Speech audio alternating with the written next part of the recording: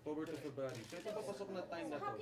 Major flyways going down ay makapunta dito. O kung makapunta man dito, Lovers, P-L-O-V-E-R-S.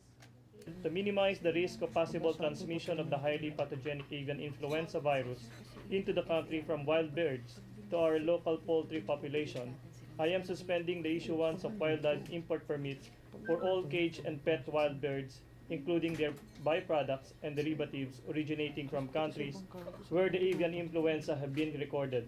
These countries are Cambodia, China, Hong Kong, Japan, Laos, Indonesia, Pakistan, South Korea, Thailand, Taiwan, and Vietnam.